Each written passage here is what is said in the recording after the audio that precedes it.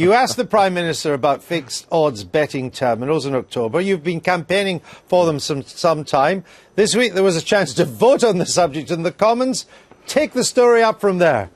Well, there was a vote, and I voted the wrong way, Andrew. I voted to support the government in their defence of fixed odds betting terminals because I made a mistake, a very embarrassing and humiliating one. Well, you've certainly fessed up to it. Now, can we just blame you, or actually should we be benign this morning and say, actually, Westminster votes in a pretty arcane way? It's surprising that there aren't more mistakes like this.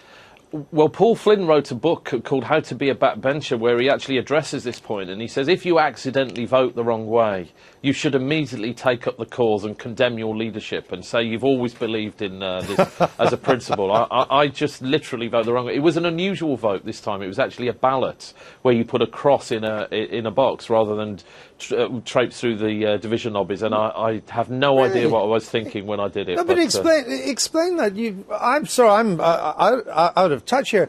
This wasn't a vote where you walked through. I thought all your votes were walking through lobbies. No, once a week there's a thing called a deferred division, which is a sort of hybrid system where all the sort of things that come out of statutory instrument committees and are objected to get dealt with. So there were actually 2 votes on the ballot paper, and I see. I actually also opposed a free trade agreement with Colombia that day as well, so which didn't cheer my whips up very much. But, so that's why you've now off the Colombian Christmas card list from the embassy. Indeed. Is it true? Indeed. If you want to be seen, Tom, positively abstaining in Westminster, that you go through the yes lobby and the no lobby. And the no lobby. A lot of MPs think that that's the principled position to take, rather than just sort of saying you're abstaining. You should positively abstain. I've always just thought, it's you know, it's a bit impractical to do that. But when you do get it wrong, the only way you can do it in the age of social media and, dare I say, the daily politics, is to admit your mistake. And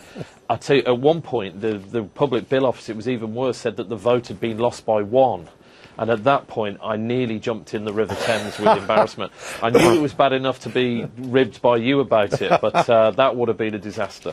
Now, tell me, on these, I've never heard of them until I was getting briefed to do this interview, this fixed odds betting terminals. I mean, on the face of it, the way they work, shouldn't they just be banned?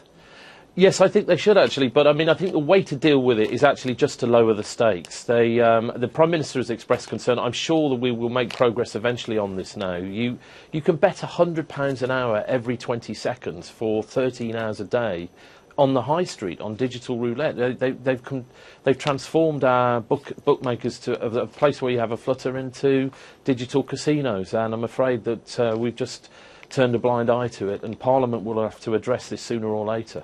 All right. And when it does next time, you make sure you vote the right way. You can rest assured I will, Andrew. Thank you. Tom Watson, thanks for joining us.